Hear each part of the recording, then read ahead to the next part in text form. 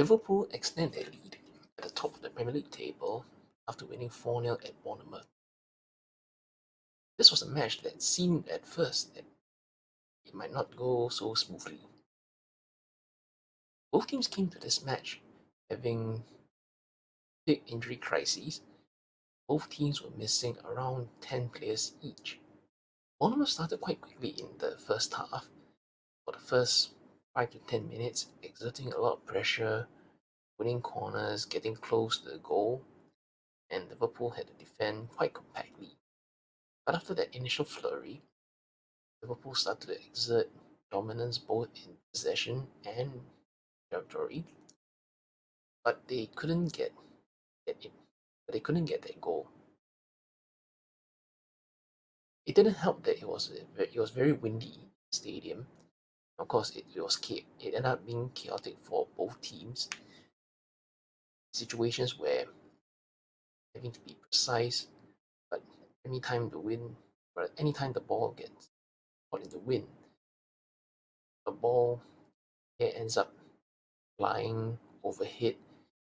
Although Liverpool played well in patches in that first half, but they just couldn't find that breakthrough, and they resorted to a couple of long distance shots that went straight to the goalkeeper. The second half was much different though.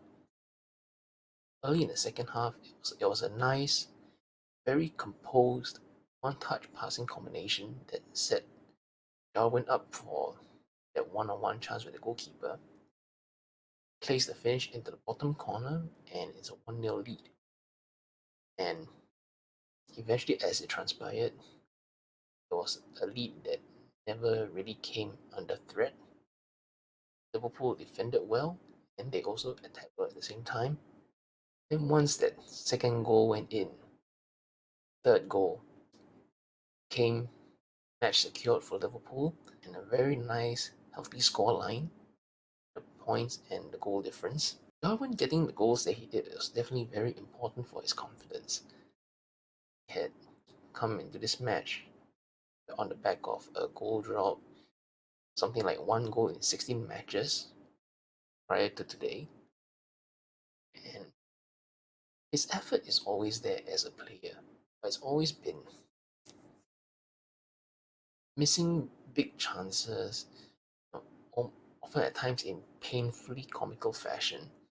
And things like that can affect a player's confidence, can affect anyone's confidence. So he needed these goals as a morale booster. Jota again proving his worth, proving his value, himself as well, scoring 2 goals, and it was his assist that pinpoint pass to Darwin Núñez for that opening goal. The way he links up the attack, it's like he's the pivot that Núñez and Diaz and Kakpo circle around. He makes things happen. Make things happen for other players, and he himself is also a clinical finisher. That second goal, a straight shot, go into that near post, bouncing off that near post and into the goal. So precise, it's hard to be any more precise than that. And then his second goal, that low cross came in, he mishit the first shot, but it's set up nicely for himself for a second try, and just a clean hit in that far corner again. That was a 3-0 there.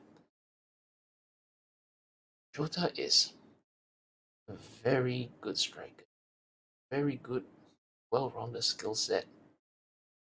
And again, in my opinion, the second best forward that Liverpool have in this team.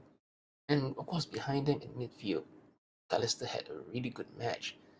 I saw him mopping up in midfield time and time again, winning possession, and also being able to work tight spaces, find bit of space to get into and play the forward pass, and force that transition, help Liverpool attack quickly.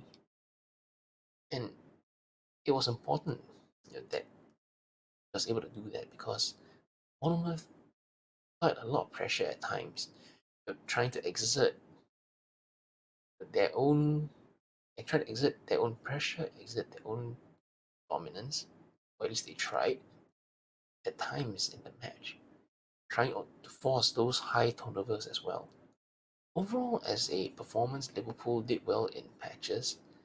It was not particularly smooth throughout the entire 90 minutes, but again, perfectly smooth performance for 90 whole minutes is almost impossible for any match. Once they got those goals, they win the match, they get the points, and that ultimately is what matters at this time of the season. You've got so many matches going on, you've got so many players out and unavailable. Oftentimes, you have to find a way to just get the result. And now, the next couple of matches is the League Cup semi-final second leg, and there's also the FA Cup fourth round. So it's a bit of a break from matches, and hopefully they might get some players back before the next league match. Who knows? But for now, it's 5 points clear at top of the table. Man City have a game in hand, but that's a game in hand hasn't been played yet. Who knows what will happen in that match? It's a very good January for Liverpool so far, and hopefully this continues.